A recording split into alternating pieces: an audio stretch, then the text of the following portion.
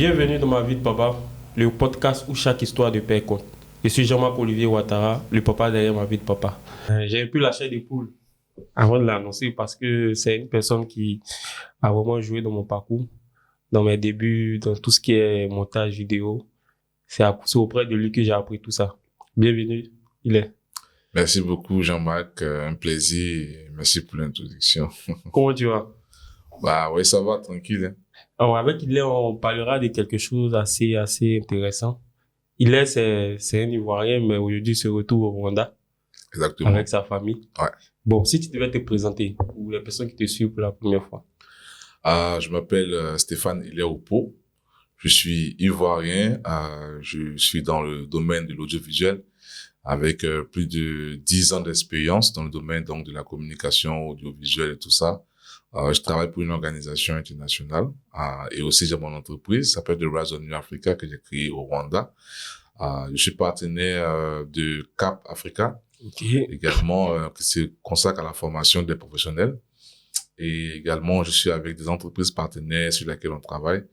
Je suis père de famille, je suis marié légalement. J'ai 2 enfants. Voilà. Et aujourd'hui, je suis en Côte d'Ivoire pour les vacances, spécial l'été. Donc, du coup, je suis là avec ma famille et voilà, essayer de faire une immersion avec mes enfants. Comment ça, la première question, c'est comment tu te sens aujourd'hui, vu que tu as passé toute ta vie en Côte d'Ivoire, mais là, maintenant, tu vis au Rwanda. Comment s'est passé les premiers jours? Bon, en fait, je sais pas, les premiers jours, je sais pas, en fait, le Rwanda, j'ai pas déménagé au Rwanda du jour au lendemain. En fait, voilà. J'y allais depuis déjà 2018. Je suis allé en 2018 pour une mission. C'est là que j'ai rencontré celle qui est devenue mon épouse aujourd'hui. Mais en 2019, j'étais allé aussi pour les vacances, histoire de discuter bien avec celle que j'aime. Et puis en 2020, on s'est mariés. On a fait le mariage traditionnel au Rwanda. Et puis on a fait le mariage civil religieux en Côte d'Ivoire. Et puis j'ai déménagé en 2021. Donc, depuis 2021 jusqu'à 2025, ça fait pratiquement 4 ans, presque 5 ans que je suis là, que je vis au Rwanda. Et la question qui me vient directement, vu que tu es papa, tu es père de famille, c'est d'autres personnes allaient dans ta place, ils allaient prendre la décision de déménager avec la famille en Côte d'Ivoire. Toi, qu'est-ce qui t'a motivé à rester au Rwanda? Le Rwanda, c'est un pays, pour ceux qui le visitent, savent que c'est un pays qui est très discipliné. Ouais. Alors, j'ai privilégié l'éducation de mes enfants dans un environnement sain, posé. Là, mes enfants sont en vacances ici, mais ils sont beaucoup différents. Je dis pas que les enfants ivoiriens sont pas disciplinés, non. Mais le petit a une manière de se comporter qui est carrément différente en termes de propreté, d'hygiène, d'indépendance. Voilà, il n'a que 3 ans, mais déjà il sait qu'il faut pas jeter les ordures par terre. Déjà à 3 ans, il jette pas un seul sachet par terre. Il doit trouver une poubelle. S'il ne trouve pas de poubelle, alors il me donne ce qu'il doit jeter par terre. En fait. Donc, on va dire c'est l'éducation de tes futurs. Voilà. À ce moment, tu n'avais pas d'enfants, tes futurs enfants que tu avais déjà planifié, que tu as décidé de pouvoir... La discipline surtout, voilà. Vraiment ça. C'est ce qui m'a motivé à partir d'abord. Ok. Est-ce que tu suis déjà les émissions de ma vie de papa? Je peux dire que je regarde les vidéos que tu postes. Voilà, c'est intéressant. Je vois parce qu'en fait, je suis plus social media. Ok.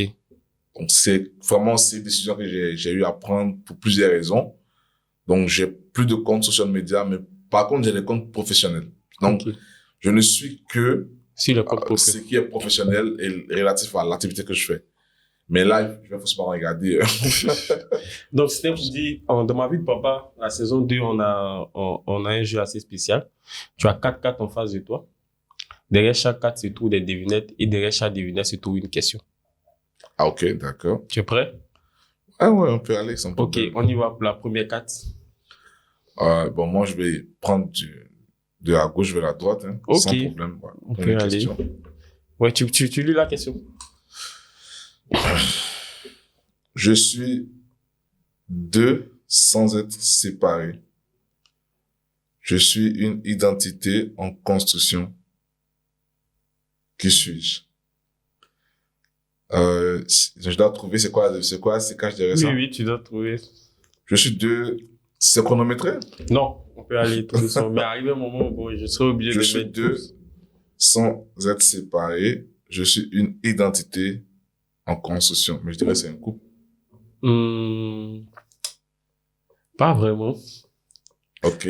La réponse est un enfant multiculturel. Ah ouais, c'est vrai. Mais bon, Donc, je te donne en même temps quelques idées. Là, évidemment, tourner autour de ta vie et autour de tout ça. Ok, ouais. Je suis deux sans être séparés. Ça veut dire que je suis métis. Ouais. J'ai deux cultures différentes. Et je suis en train de me construire, un enfant, ça passe. Ouais. Félicitations, c'est super. Super intelligent comme. C'est bon. Ouais. Est-ce que tu te poses des questions sur l'identité de tes enfants? Sur comment ils vont se définir? Tu as peur qu'ils se sentent ni ivoiriens, ni rwandais? Déjà, il faut dire que mes enfants, ils sont ivoiriens. Ok. De par moi. Et ils sont rwandais de par leur mère, puisque ma famille est rwandaise. Mais il faut être très, je peux dire, il faut être très réaliste. Ok.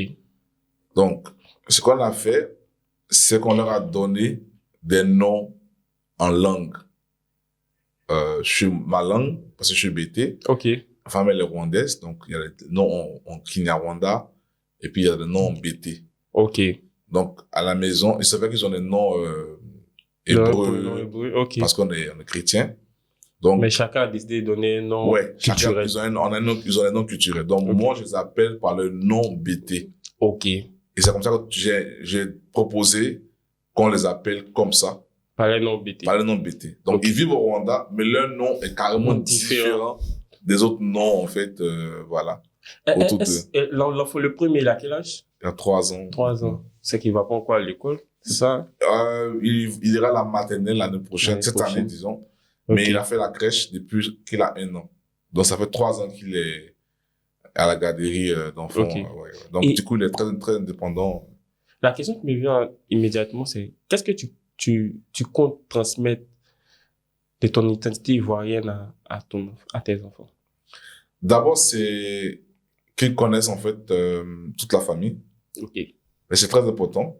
C'est que, quand on est à l'étranger, quand on voit les enfants, ils grandissent en voyant les photos ou les appels vidéo de leurs cousins, de leurs tantes. Mais on a tenu à ce que d'abord, ils arrivent à connaître tous ceux qui composent leur famille. Donc, au Rwanda, déjà, ils vivent avec la famille, donc ils connaissent tout le monde. Donc maintenant, ils sont en Côte d'Ivoire, ils sont en train de se frotter avec leurs cousins, leurs papis, mamies, tout ça. Les tantes, oncles, tout. Donc, c'est vraiment que, premièrement, ils sachent ce qu'on appelle la famille. Qu'ils apprennent qu'ils ont une famille composée. C'est-à-dire que, je peux dire, voilà, de différents pays. Donc, déjà, mon fils, il connaît déjà ce qu'on appelle Abidjan. Il connaît déjà ce qu'on appelle Côte d'Ivoire. Parce qu'avec la CAN et tout ça, on a regardé le match ensemble. Il a des maillots ivoiriens. Donc, les chansons ivoiriennes, il sait ce qu'on appelle la Côte d'Ivoire. Il sait ce qu'on appelle Abidjan. Il sait que pour faire monter dans un avion, pour pouvoir arriver en Côte d'Ivoire. Donc, c'est un peu ça. Donc, du coup, premièrement, il faut qu'ils sachent clairement que ils ont, une famille dans différents pays. Voilà, une famille au Rwanda, une famille en Côte d'Ivoire. Ils doivent les connaître.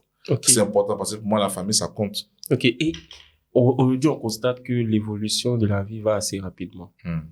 Est-ce que souvent, tu n'as pas cette peur de dire, est-ce qu'ils vont pas perdre des racines ivoiriennes? En fait, moi-même, des gens me disent que... Tu as perdu un peu? Non, c'est les gens qui pensent me dire que... Tu n'es plus ivoirien. Je suis plus trop ivoirien par ma manière de parler. Okay. Bon, ça fait juste 5 ans que je suis parti. Ouais. C'est vrai qu'on utilise beaucoup l'anglais là-bas, et puis bon, le français, c'est vraiment très peu de personnes qui parlent français. Donc, les gens me disent que même l'aspect ivoirien, voilà, mais on sent les habitudes, voilà, les habitudes ivoiriennes un peu, tu vois, un peu non, à s'éloigner un peu de toi. On sent plus trop ça. Ouais, mais c'est ce que les gens ils pensent, mais moi, dans ma tête, j'ai tous les réflexes d'un ivoirien. Ok. Tu vois, j'ai tous les réflexes d'un ivoirien. Je sais ce qu'on appelle Tché, Mogo, c'est comment. Tu vois, le truc dans nous. C'est quand même ancré en toi, c'est quand même derrière, c'est quand même ancré, oui. Donc, la manière de réagir face à un problème, je suis carrément ivoirien, en fait. Tu vois, il dit là, comme on dit, je dis les baies. Ouais. Je suis, donc, mais pour mes enfants, quand on parle des racines ivoiriennes, il y a deux choses il n'y a pas deux choses vraiment, il y a plusieurs choses. Ok. Et dans ces choses-là, il y a, comment je vais dire ça, il y a la culture, de notre patois, c'est-à-dire que notre langue, notre village, voilà, chez les Bété. Ça, c'est une première racine. Ensuite, il y a la racine urbaine, c'est-à-dire que c'est qu'ils doivent savoir de la vie, d'un Ivoirien, qui grandit. Ouais. Voilà. Et puis, deuxième chose, il y a l'histoire générale du pays. Ok. Donc, pour l'instant, à quelle étape ils sont?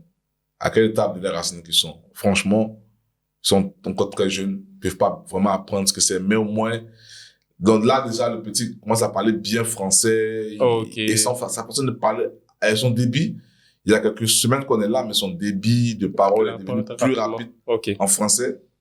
Par rapport aux autres enfants rwandais. Aux autres enfants rwandais. Et par rapport à comment ils parlaient français là-bas. Ok. Voilà.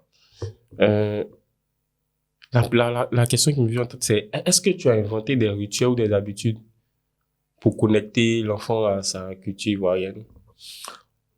Bon, ça commence par le repas. Ok. Donc, il connaît très bien ce qu'on appelle la tchéké. Il connaît très bien ce qu'on appelle la loco. Oh. C'est qu'il ne trouvera pas dans un autre foyer rwandais comme ça, normal. Ok. Parce qu'ils ont les habitudes culinaires là-bas. Donc, par le repas, déjà, il sait ce que c'est qu'on appelle la Côte d'Ivoire. C'est ce que ça, c'est ça. Il a des habitudes culinaires différentes. Donc, du coup, on n'a pas de rituel spécifique.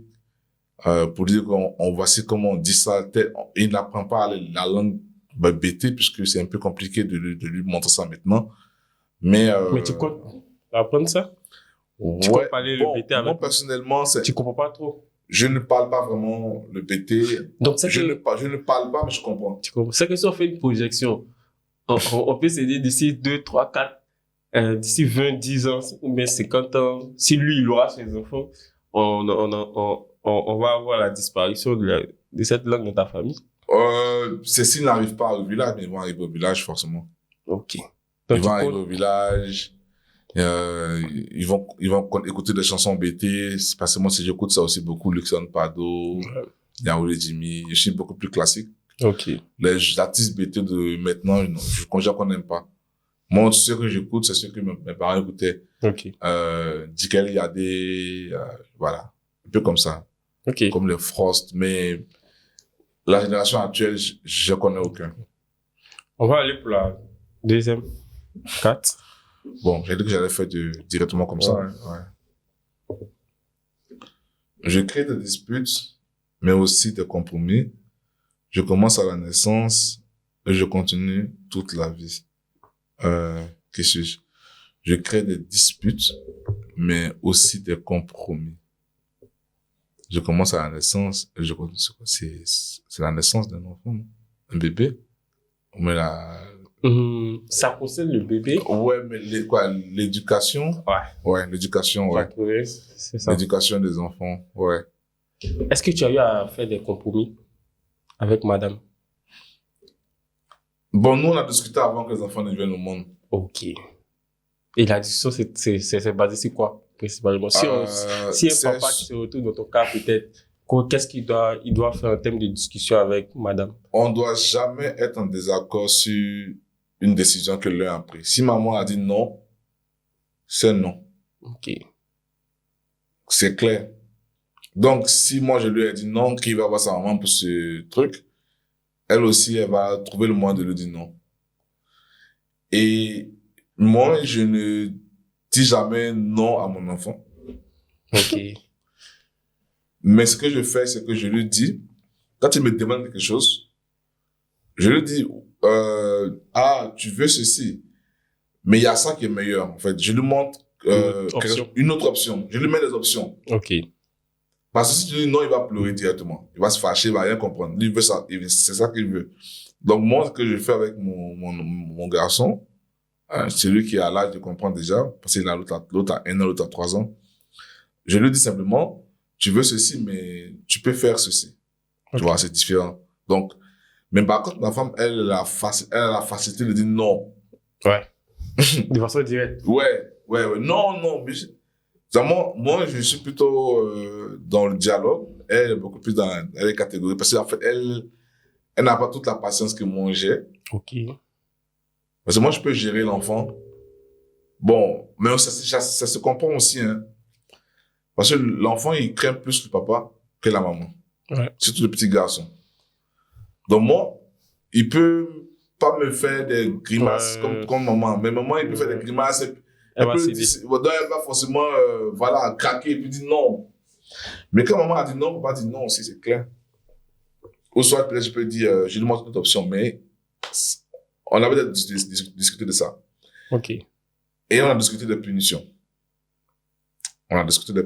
Et c'est clair que nos enfants, on les tape. Moi, mes enfants, je les tape. Il a 3 ans, il sait déjà ce que c'est que la ceinture. Ouais, déjà, je peux dire à 8, 7, 8 mois, il savait déjà ce que ça s'appelle le tape. Quand il mord le sein de ma femme ou bien... Il sent un peu. Oui, je le tape. Pour ne pas que... Il sache que... Il a voulu me faire comprendre que... Il y a des choses qu'on ne fait pas. Donc, par exemple, avant, quand il touche des prises électriques, je tape ses mains pour lui dire qu'on ne touche pas les prises électriques. Donc, au point où il est arrivé à un niveau que quand il s'approche d'une prise et que nos regards se croisent, il hésite. Il doit vite faire changer de route, en fait. Donc, parce que je veux lui faire comprendre tout n'est pas autorisé, en fait. Voilà. Donc, donc on s'est accordé sur ça avant que les enfants ne viennent au monde. Okay. Donc, là, maintenant, ça va tranquille, quoi.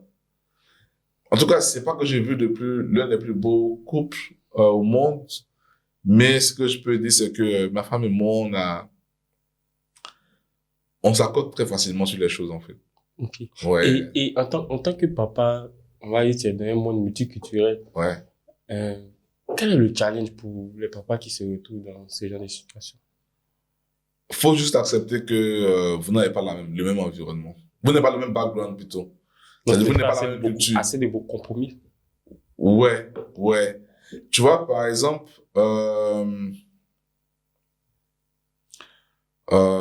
je peux dire que, tu sais, là-bas, la main-d'œuvre est moins chère. Ok. La main-d'œuvre des domestiques à la maison, c'est moins cher. Donc, du coup, c'est facile d'avoir les domestiques. Très facile. Par contre, en Côte d'Ivoire, ouais, ça commence à être assez challengeant maintenant. C'est difficile d'avoir une jeune mariée qui a un domestique ou 2 domestiques à la maison. Ouais. Elle a obligé de tout faire elle-même. La cuisine, le ménage, etc. Tu vois. Donc, au départ, c'était compliqué pour moi d'accepter de prendre un domestique à la maison. Ouais, puis tu te disais, comme Abidjan, voilà, on peut gérer une deux. Tranquille. Oh, chez eux, dans la culture, c'est... Non, chez eux, il faut pas un domestique. Tu vois, c'était quelque chose que mon départ, j'acceptais pas, en fait. C'était un peu... Non, je me disais que, écoute, on n'a pas besoin de... Ça coûte même pas cher, c'est juste un uniforme, tu vois. Mais dans ton esprit, c'est... En Rwandais, ça fait environ... C'est rien, en fait. C'est rien, ouais. Mais toi, tu t'es pas... Dans ton esprit, tu non, voilà. Mais après, je me suis rendu compte que et même toutes les maisons au Rwanda sont construites avec des appartements pour les domestiques. C'est dans la culture même du Rwanda, voilà. Ils ont évolué avec ça, en fait. Voilà. Donc, c'est toutes les familles sont habilitées à prendre des... Toutes les familles. Donc, c'est normal que dès qu'elle commence, elle te dit qu'elle veut... Quand tu te maries, bon, pas forcément que tu te maries, mais même des jeunes célibataires ont des maisons où ils prennent des domestiques, en fait. Okay. Et la plupart du temps, c'est les domestiques qui sont des hommes. Ah bon? Ouais. C'est des petits garçons, des jeunes garçons qui travaillent. Et comment tu es arrivé à avoir ce regard face à ce choc? C'est différent en Côte d'Ivoire, c'est des femmes. C'est des femmes en Côte d'Ivoire, mais là-bas, c'est des gars. La plupart, c'est des hommes, en fait, qui font les travaux ménagers. Et comment tu as perçu ça, personnellement? Bon, j'avais déjà lu des choses sur Internet, en fait, concernant le Rwanda, donc ça m'a pas trop choqué. Mais au départ, on avait Tu étais un peu hésitant? Non, pas vraiment. Moi, ça me dérangeait pas. De toutes les manières, s'il fait le job, bon, en France. Ouais. Mais bon, finalement, on a fini par prendre des dames qui sont là. voilà, 2 à la maison, parce que il y a une qui s'occupe des enfants spécialement, et il y a une qui s'occupe des travaux ménagers spécialement. On va dire au Rwanda, c'est quand même choc. Mais peut-être c'est le côté, si vous partez aussi, il y a d'autres côtés qui peuvent être assez challengeants. Sinon, si on avait à Abidjan ici la possibilité d'avoir des nounous à ce prix-là, c'est parce que tout le monde. Ouais, bon, ça c'était il y a 2 ans, mais bon, maintenant c'est un peu augmenté. Maintenant, c'est dans le range dans l'ordre plutôt de 50 000 francs rwandais, ce qui fait environ 30 000 francs CFA, 25 000 francs CFA en fonction des... Et comment ça évolue avec notre niveau, nos prix maintenant? Ouais, donc, bon, si tu prends pour il faut pas quelqu'un qui est capable de parler français, parce que bon, qui est capable de parler une langue étrangère, donc faut monter les enchères. Pour dire quelqu'un qui est capable de se mettre à disposition pour ton enfant comme ça, 30 jours. Donc là, on a, voilà. Bon, elle parle le français et le rwandais. Ouais. Donc ça permet d'aider aussi l'enfant à comprendre les 2 langues. Ouais. Mais c'est pas facile. Wow. C'est pas facile de t'en trouver. Et l'une des choses aussi qui m'a mis en évidence que, voilà, on a commencé nous-mêmes aussi à faire les travaux au début, mais avec le boulot, on n'arrivait plus à suivre le rythme. Ouais, un peu plus. Tu vois, c'est compliqué. Faut faire le ménage tous les jours. La maison, c'est pas la maison d'un étudiant que t'avais. Tu me rappelles le campus. C'est pas la maison d'un étudiant où tu peux laver les assiettes quand tu veux ou bien balayer rapidement. Ouais. Non. Quand tu balayes, faut essuyer les fenêtres, et la table, tout ça. Ah, c'est du travail. En fait, c'est le temps qui manque. Donc, on dit, bon, à quoi bon perdre son temps à faire des choses là-bas? Écoute, ça coûte moins cher. Allez, on prend 2, 3, comme on veut, ouais, tranquille. Ok. En termes de domestique, au niveau du Rwanda, c'est assez plus flexible. On va dire, avec le temps, ça commence à être un peu challengeant. À Abidjan, ici, nous, on a toujours ce challenge-là. Donc, avec les nouveaux foyers, les jeunes couples, comme tu as dit, on préfère rester 2. Voilà. Et puis, on a encore ces liens avec les anciens parents. Donc, tu peux déposer l'enfant chez les grands-parents et vous allez continuer encore la vie. Et à part ça, est-ce qu'il y a eu des domaines aussi où il y a eu des challenges, en fait, avec toi et puis madame, sur certaines questions? Il faut dire que ça n'a pas été facile de décider de donner des noms culturels. Wow, imagine. Vous savez qu'aujourd'hui, les enfants, ils ont des noms comme les Jason, les Travis, les noms modernes, de toute façon, les Yohan, les trucs. C'est cool. Donc, imagine le nom BT. Et puis, ça fait Niaoulé. Ouais, donc elle n'était pas prête. Tu peux mettre l'enfant Niaoulé, toi, aujourd'hui, en 2025. Non, pas vraiment. Tu vois, quand tu me donnes un nom qui est plus, bon, ça, c'est un nom que je donne. Et ça, chez nous, en fait, nous, dans ma culture BT, on donne des noms de personnes à nos enfants par rapport à ce qu'elles ont apporté pour nous. Ok. Il a essayé de dire dans le nom, c'était lié à un attachement à une personne. Exactement. Chez nous, ce n'est pas que le nom, en fait. C'est pas que le nom. Chez nous, c'est une histoire. C'est une histoire derrière. Une histoire de relation entre 2 familles, entre toi-même, des personnes. En fait, c'est toute une histoire. Donc, quand on donne le nom à un enfant, c'est une histoire qu'il porte, en fait. Et ça te permet toi-même de te reconnecter à cette histoire, en fait. Et avec ma femme, le problème, le challenge, c'était ça. Comment faire? Pourquoi leur donner des noms de personnes? Pourquoi ne pas eux-mêmes de créer leur histoire? Ok. Je vois un peu ça passer aussi. Alors, moi, j'ai dit non, chez nous, il faut donner des noms qui font référence à quelqu'un qui t'a marqué. Parce que moi, je porte le nom de personne. Ouais. Par exemple, moi, je porte le nom du grand frère de mon grand-père. Ok. Tu vois? Ma sœur, elle porte le nom de la maman de mon papa. Ok. Ah, c'est ma grande sœur. Ma petite sœur, elle porte le nom de la maman de ma maman. Ok. Mon autre petit frère qui suit, il porte le nom du frère de ma maman. Okay. Et mon dernier petit frère porte le nom du frère de mon papa. Tu vois, chez nous, on donne pas des noms comme ça, surtout les noms en langue. Sinon, les noms, moi, il est, dans ma famille, il n'y a aucun il est. Ouais, on peut te donner ça. Ouais. Mais les noms en langue, doit faire référence, c'est une ligne, une génération, une lignée, en fait. Tu vois. Et ça permet de pouvoir, on va dire, rester attaché aux différentes générations qui ont. Exactement. Donc, c'était ça le plus gros problème. En tout cas, je dois citer un des problèmes. Et là encore. Mais concernant le Rwanda, eux, c'est pas le même process. Non, c'est pas le même process au Rwanda. Donc, du coup, il y a ce challenge. Au Rwanda, ils ont des noms qui font référence à des... Bon, c'est beaucoup de choses au Rwanda. Tu vois, il y a des gens qui peuvent s'appeler... par exemple, ma femme, elle s'appelle la lumière de Dieu. Ok. Tu vois, ça fait référence à Dieu, à la gloire de Dieu. Hein? Ok. Il y en a qui font référence à merci Dieu. Ok. Ça, c'est le nom que je ne veux pas le dire comme ça, par exemple, mais il donne la signification. Il y en a qui s'appelle la joie. Ok. Hein? Mouné zéro, c'est la joie. Il y en a qui s'appelle Kwizera qui veut dire la foi. Donc, c'est chez eux, en fait, c'est peut-être aussi voilà, quelque chose qu'ils ont... Ils expriment des... Je peux dire... ils expriment des ressentis. Ok. Sur les noms. Sur les noms. Par rapport à vous qui parlez de génération qui a évolué. Voilà. Bon, c'est vrai que nos noms aussi ont des significations. Hein. Oui, mais c'est référence à quelqu'un qui a déjà porté le nom, en fait. Voilà. Par contre, eux, c'est par rapport à... Un fait, un ressenti, une expérience, à une destinée qu'ils donnent à l'enfant. Voilà un peu la différence, non? Donc, elle était... je comprends un peu. Donc, elle voulait qu'on donne un nom pour que l'enfant écrit lui-même son histoire. Ouais. Par exemple, le truc, c'est qu'on a donc choisi des noms. On a donc fait des phrases avec les noms des enfants. Ok. Tu vois. Donc ça donne quoi? Un exemple. Moi, mon enfant, son nom signifie héros, ami de Dieu, qui ne rate pas sa cible. Okay. Donc, mon enfant, c'est un héros qui a pour Dieu ami. Qui ne rate pas sa cible. Qui ne rate pas sa cible. Donc, ça donne quoi dans le nom en question? Non, c'est des noms composés. Oui, c'est ça, il dit le nom. Quand on dit le nom. Bah, je parle de mon enfant complet ici, comme ça, c'est pas... Le prénom rwandais, puisqu'on a déjà évoqué, donc il a déjà pu comprendre. Ouais, il s'appelle Imena. Imena, ok. Imena, c'est un héros. Ok. C'est intéressant. C'est un héros. Et parce que le système que vous avez donné, c'est assez intéressant aussi. Le fait que tous les noms... Ouais, ça fait une phrase. Ça forme des phrases. Mon second enfant, il s'appelle... c'est un héros. Okay.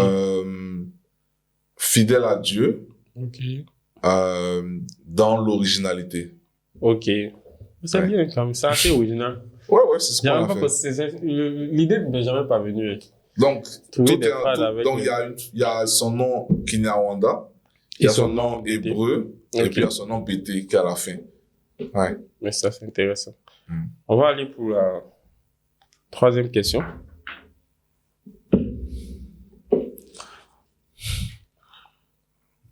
Je peux? Ouais. Je suis petit, je crie parfois, je réveille souvent. T'as déjà la réponse à part. Ça, c'est le petit qui naît, l'enfant qui naît, ouais, monsieur gars, franchement, il m'a traumatisé, cet enfant. Quand tu as entendu papa pour la première fois, comment tu t'es senti? Oh, ouais, tranquille. Ça va. Moi, je m'attendais à ça plus ou moins. Mais culturellement, les enfants rwandais, bon, pas tous les enfants, mais ceux que je connais, ils appellent difficilement papa directement. Ils mettent toujours le nom. Okay. Donc, mon fils, par exemple, il va dire papa Légué. Puis il s'appelle Légué. Okay. Et on donne le nom du premier enfant au papa. C'est comme un papa de Jean-Marc. Papa Jean-Marc, voilà. C'est ce qu'ils vont dire. Si tu es le premier, si Jean-Marc est le premier. Donc, il va t'appeler papa Jean-Marc. Papa Jean-Marc. Et tous tes petits frères qui vont venir, tes petits soeurs, vont appeler ton papa Jean-Marc. Ah. Maman Jean-Marc, papa Jean-Marc. Pourquoi ça se passe comme ça? C'est culturel en fait. Mais donc, toi, ça t'a pas fait bizarre? J'avais déjà entendu ça, hein. J'entendais les autres, par exemple. C'est-à-dire, toi, au fait, tu t'es déjà préparé à déjà la culture du Rwanda pour... Ouais, tout le monde appelle les autres maman Sandrine, maman Jacques. Tu as posé la question, mais pourquoi vous avez... Non, ça se fait au Bénin aussi. Ok. Ouais, ça se fait au Bénin, au Nigeria. Ok. Bon, moi, je travaille, comme je t'ai dit, je travaille dans une organisation internationale, donc... Ça t'a permis de... Et je suis à la tête de la communication de 19 pays en Afrique francophone, donc j'ai voyagé dans beaucoup de pays. Donc, j'ai déjà, en fait, même c'était ça le challenge aussi, quand on me posait la question, Mais tu vas aller dans un pays étranger, me dire que moi, ça fait pratiquement près de 10 ans que je suis dans l'environnement régional, en fait, transculturel. Donc, c'est pas quelque chose de... Voilà, j'ai déjà mangé beaucoup de repas, j'ai vécu dans différents climats, il y avait différents paysages. Donc, du coup, le Rwanda est l'un des pays, je peux dire, en Afrique qui m'a beaucoup plu, en fait. Donc, voilà. Bon, pas forcément parce que j'ai trouvé ma femme là-bas, mais le Rwanda est tel des... Même que je sois marié rwandaise ou que je n'aurais pas été marié rwandaise si l'histoire avait décidé autrement. Tu allais partir vivre au Rwanda? Non, pas que j'allais forcément aller vivre au Rwanda, mais ça resterait l'un des pays qui t'ont marqué. Qui m'ont marqué. Ok. Aujourd'hui, pour toi, c'est quoi un père? Cette question, elle est beaucoup plus personnelle parce que chacun a sa conception de... Toi, comment tu conçois? Ouais, je viens. Chacun a sa conception de ce concept-là. Ça dit que je suis père, voilà ce que je veux, voilà ce que je veux. Alors, pour moi, un père, c'est quelqu'un qui est capable d'apporter assurance, éducation, et ouais, c'est les deux choses les plus essentielles pour moi. Comment je peux rassurer ma famille, les gens. Bon, que j'ai eu des enfants, c'est vrai que peut-être mettre au monde un enfant te donne automatiquement le statut de père. Mais il y a des gens qui n'ont pas d'enfants, mais qui sont des réels pères. Parce qu'ils ont réussi à apporter assurance à quelqu'un qui était peut-être, je peux dire, qui était peut-être fauché, qui était tombé, qui était bas, à un niveau zéro, mais qui sont arrivés à donner confiance, encourager, donner une éducation. Pour moi, c'est ça, en fait. Et moi, je dis toujours à ma femme que moi, je suis en train d'élever un homme, pas un garçon. Ok. Et le truc, c'est que déjà, je me dis, j'ai étudié parfois des biographies de jeunes princes. Vous savez, les princes, leurs parents ont déjà tout, hein, sont déjà rois. Déjà, étant jeunes, sont déjà rois. Mais vous allez voir qu'il y a des princes qui ont été éduqués où on leur a donné la capacité de parler 5 langues. 5, 6 langues. Parce que déjà, on les élève à devenir rois. Alors, moi, je me suis dit que c'est vrai que j'ai une vie modeste, normale, j'ai une vie normale. Hein. Je suis pas riche, je suis pas pauvre, j'ai une vie normale. Alors, je me dis, mais si ceux qui ont déjà tous les privilèges de la société se donnent à 250% pour que les enfants aient les meilleures éducations. C'est que c'est important. C'est que c'est important. À la fois que mon fils, je puisse donner une meilleure éducation, une éducation de roi. Yeah. Vous ne verrez pas dans la cour royale les gens qui ne savent pas manger à table. Tous, ils grandissent avec ça. Ça fait déjà une chose. Vous ne les verrez pas ignorer un domaine de l'économie. Ouais. Ils savent ce que c'est, comment ça fonctionne. Vous ne les verrez pas ignorer comment fonctionnent les plans militaires, tout ça. Donc, ils grandissent avec la capacité de gérer plusieurs choses à la fois. Et d'avoir un regard, des connaissances, des notions. Donc, dans plusieurs secteurs. Ouais. Donc, moi, c'est ça. Un homme, c'est ça. Donc, je fais tout ce qui est possible pour que mon enfant il grandisse en étant un roi. Ok. Est-ce qu'aujourd'hui, tu es un père à l'étranger, ça t'a rendu plus fort ou plus vulnérable? Plus fort. Très fort. Je crois pas que j'aurais eu cette assurance de vie si j'étais resté en Côte d'Ivoire. Je serais retrouvé dans ma zone de confort. Au Rwanda, je me suis passé. Je me suis passé au-delà de mes capacités. Parce que tu es arrivé dans un nouvel environnement que tu maîtrisais pas. Quand je suis arrivé au Rwanda, j'étais à zéro. Aucune connexion, aucune relation. Je devais créer tout. J'avais que mon boulot. Parce que j'ai conservé mon emploi. Donc, je travaillais en remote, en distance. Mais à part mon boulot, j'avais aucune connexion, aucune relation. Je connaissais pas le terrain, rien. Mais aujourd'hui, je peux aider des gens au Rwanda. Des Rwandais à qui je donne du travail. Ça, c'est un exemple que je donne. J'ai donné du travail à des Rwandais dans leur pays. En partant de zéro. En partant de zéro. Ça, c'est un fait, c'est factuel. Ouais. Bon, c'est vrai qu'on est à la télé, je peux pas tout expliquer comme ça, mais non, je peux dire que j'ai donné du travail, j'ai fait des salariés au Rwanda, étant un étranger, sans investissement, sans soutien, etc. Mais j'ai dû créer sur le tas pour pouvoir arriver à ce niveau-là.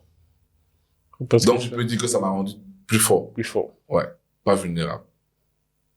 Et quelle est ta plus grande fierté aujourd'hui en tant que papa? Mon fils peut me dire je t'aime 5 fois dans la journée. Wow. Ouais. Il a 3 ans et ça me fait très plaisir parce que je fais mon maximum pour qu'il soit heureux. Et quand il est content, il n'hésite pas à nous dire qu'il nous aime parce qu'on lui a montré ça. Moi, je dis à mon fils je t'aime. Je dis à ma femme je t'aime. Ma femme dit à mon fils je t'aime. Donc, le mot je t'aime pour nous, quand il est content, il peut dire papa je t'aime. Et c'est là qu'il me dit papa. Là, il dit papa légué. Ok. Là, il dit papa. Papa, moi je t'aime. Okay. Tu imagines ça, hein? Ton enfant de 3 ans te dit ça comme ça. Et il dit ça à sa mère. Donc, tu vois que s'il arrive à exprimer ça, c'est vrai qu'à l'école, on leur a montré le sens de l'amour, de dire je t'aime. Et quand il ressent beaucoup de joie, quand on lui apporte beaucoup de joie, il peut le dire 5 fois. S'il a passé une bonne journée avec toi, il te le dit. Il te le dit clairement. Et quelle image tu veux que tes enfants gardent de toi dans 10, 20 ans? Ah, c'est ils ont eu un père digne. Un père digne, c'est-à-dire qui est arrivé à assurer une meilleure éducation pour eux. Moi, je ne cherche pas à léguer à mes enfants des millions, de l'argent, non. Je dis toujours à la femme que je peux mourir aujourd'hui.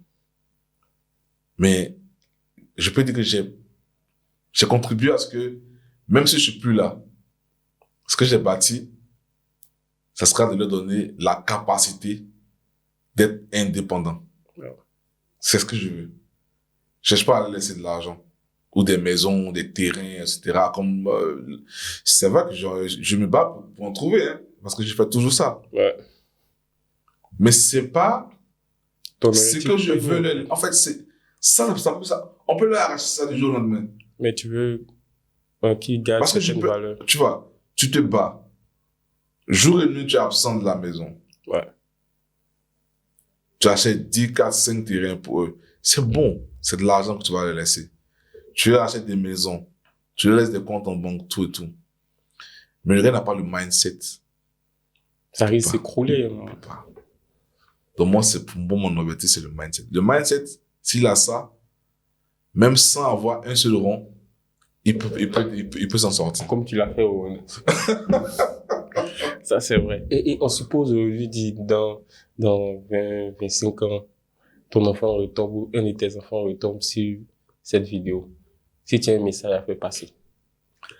Je sais pas combien ils seront dans 20, 25 ans. Je sais pas si c'est comme 3, 4, 5. À tous tes enfants. Il est important de se créer soi-même. Personne ne viendra vous aider. Même pas moi.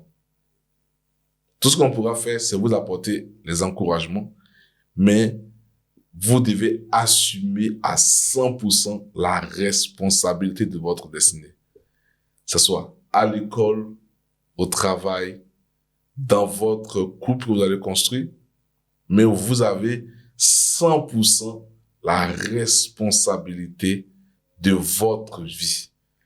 Ça ne sera ni, et clairement je le dis, ça ne sera ni l'église, ça ne sera ni la foi dans laquelle vous allez mettre, ça sera vous. Hein? Ça sera vous-même, personne. Voilà. Donc, c'est ce que je peux dire à mes enfants. En fait, c'est un peu mon histoire, un peu. Personne ne peut t'aider, en fait. C'est ça. Ouais.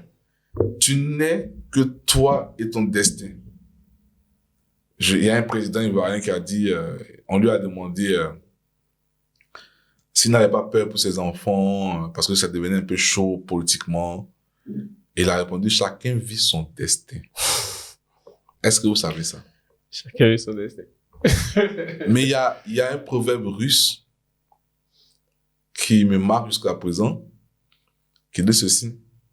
Ceux qui sont destinés à mourir pendus ne se noient pas. Ouais. Ça veut dire que Si vous êtes sur un bateau, que le bateau, il y a un naufrage. Tu n'es pas destiné à mourir, là. Tu n'es pas destiné à mourir. Tu mourras pas. Tu mourras pas. C'est bien écrit. Toi, tu dois mourir par la pendaison. Donc, quelque chose, c'est qui va. Même si l'avion fait crash, tu peux pas mourir. Tu ne meurs pas. C'est ça. Donc, chacun vivra son destin.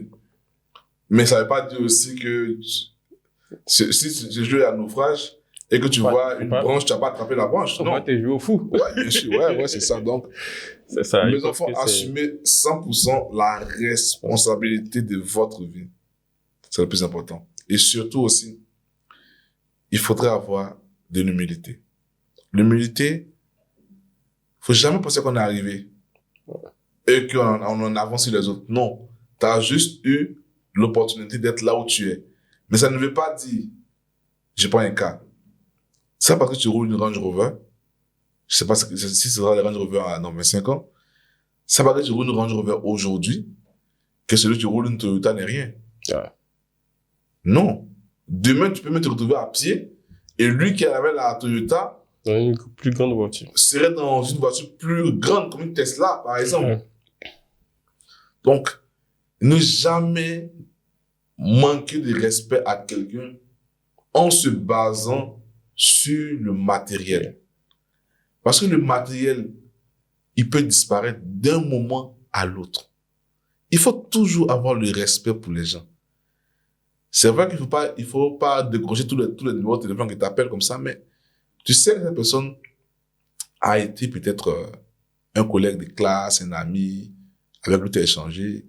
S'il t'appelle, tu décroches. Ouais. Tu parles avec la personne, gentiment, poliment. Oh, je ne crois pas que tu es arrivé, parce qu'un jour, tout peut changer. C'est ça. C'est très humble.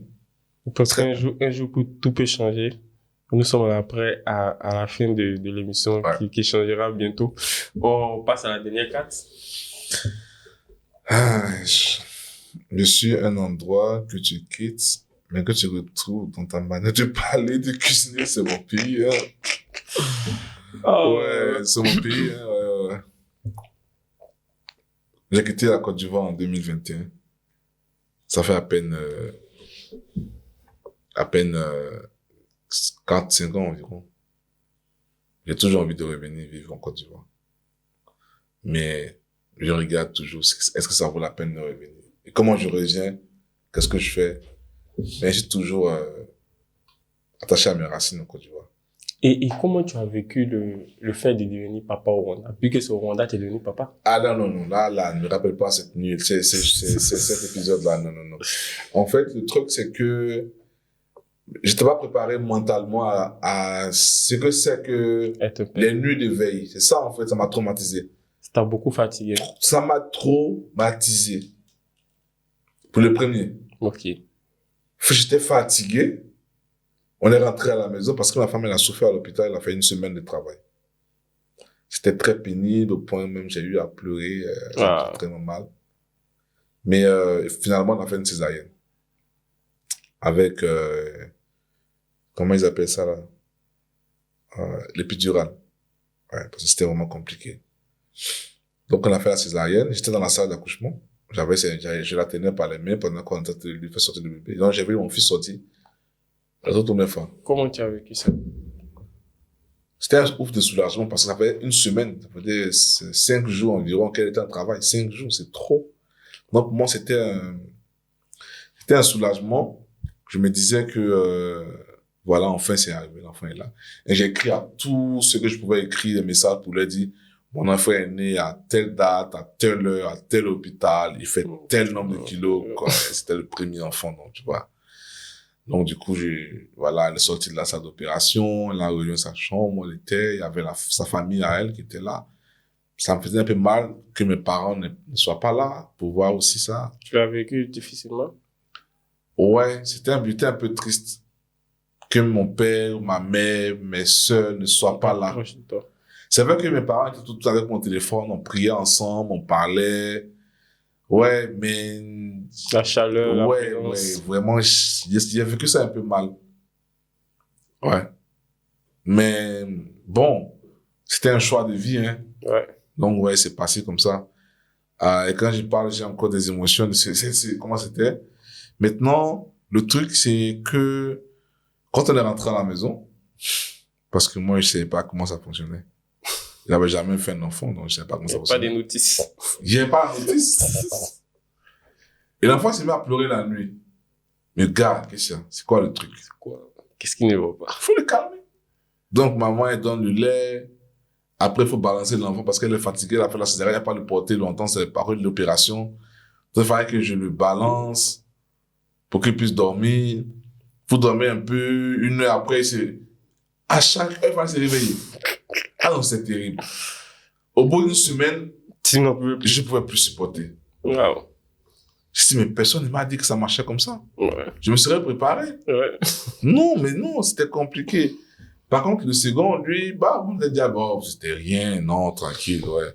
On savait qu'il allait se réveiller à telle heure. Donc, dès qu'elle est rentrée à la maison, on avait déjà le truc planifié. Voilà, on doit faire ça. Ça avait déjà l'expérience. Ouais, c'était plus. Même là, on peut faire même 3, 4, 5, ça. T'es déjà rodé. Rodé là. Et j'ai dit, et dans ton comportement, qu'est-ce qui t'a surpris dans le fait d'être papa? Quel comportement tu as Je suis devenu très patient. Très patient. Je suis devenu plus compréhensif envers mon père. Tu te rappelles de tout. Tu comprends mieux. Non, j'ai envoyé un message pour demander pardon à mon père. Ah, oui. Sérieux? Oui, je lui ai envoyé un message pour lui dire, ah, papa. Toutes mes excuses. Vraiment, pardon pour mes gaffes. Pardon pour mes gaffes. Tu m'as vraiment supporté. Je comprends mieux. Je me dis, donc c'est comme ça qu'il m'a pris dans ses bras quand j'étais petit. Et à des moments d'adolescence, quand je faisais mes crises là, ouais. Je lui manquais de respect. Ouais. Ah non, c'est que là, c'était vraiment l'immaturité. En fait, là, je comprends, je me dis, ah ouais, mais le jeune, là, vraiment, il m'a beaucoup aimé. Il m'a beaucoup aimé. Parce que, tu vois que tu as... De toute façon, j'aime mon fils. Ouais. Façon que je l'aime. Je me demande comment mon père m'aime. Ouais. Tu vois le truc. Vu que tu as l'expérience de tout ce que tu as eu à faire auparavant. Ah ouais, c'est clair. Non. C'est une expérience unique. Ouais. Tu sens la valeur des parents. Ouais. Donc, j'ai très compréhensif envers mon père. Très patient. Très patient à la maison. Compréhensif plutôt. Ouais. Et puis aussi, je peux dire, plus prévoyant. Ok. Ouais. Parce que T'anticipes. Ouais. Rapidement. J'anticipe les choses. Quand je regarde, c'est ce qu'il faut faire. Il faut éviter de faire pour ne pas que ça arrive. Voilà. Donc, c'est que tu deviens maintenant, je peux dire, comment on appelle ça? Un agent spécial pour ta maison, quoi, en fait. Voilà. Ça veut dire que tu es maintenant à la veille. Ouais. Tu veilles pour prévenir d'éventuelles catastrophes. À la maison. Tu es obligé de... tout le monde. Non, tu dois avec tout le monde. Ouais. Tu dois toujours être opérationnel. Ouais. H24. C'est la référence, gars. Ok, au calme. T'as pas trop à dire. Et je t'ai dit. Merci encore pour ton passage, Lé. Oh, merci Jean-Marc pour l'invitation. Le chien m'a fait beaucoup de bien aux papas qui écouteront. Si tu as un mot à faire passer à un père qui se retrouve dans un autre pays, différent de là où il a grandi, qui est en train de construire une famille, qui pense aussi, qui songe à fonder une famille dans un autre pays. Bon, les contextes sont différents. Hein. Il y a certains qui vont dans des pays déjà étant étudiants. Okay. Donc, ils sont totalement jeunes, ils n'ont aucune perspective de mariage.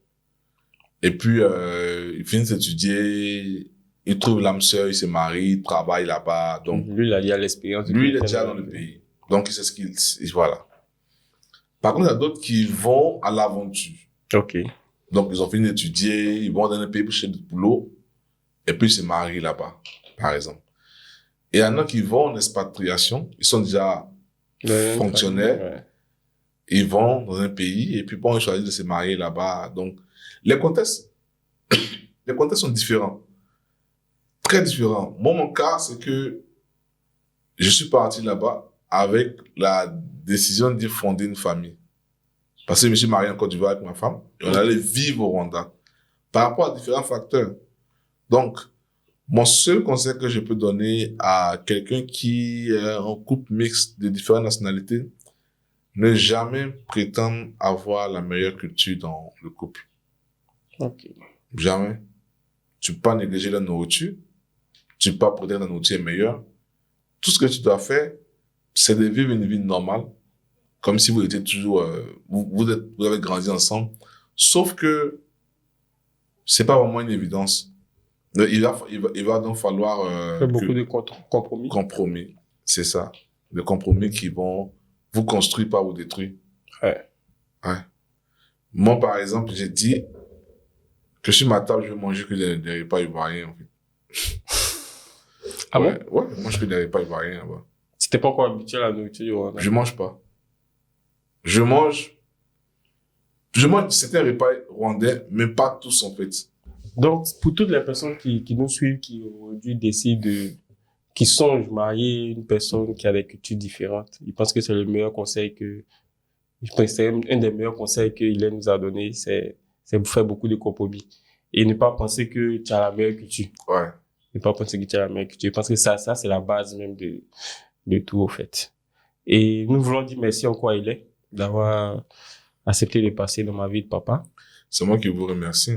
Si tu as un dernier mot pour le papa. Soyez fort. Bon, pas soyez fort, soyons forts. Soyons. Ok. C'est déjà, comment on dit là? C'est déjà gâté. C'est déjà gâté. Nous sommes déjà on est déjà sur le terrain, donc il n'y a pas de machine arrière. Ok. Merci encore. Et n'oubliez pas de vous abonner sur nos différentes pages Facebook, TikTok, Instagram, LinkedIn. Et nous vous donnons rendez-vous pour le prochain épisode. Merci. Merci.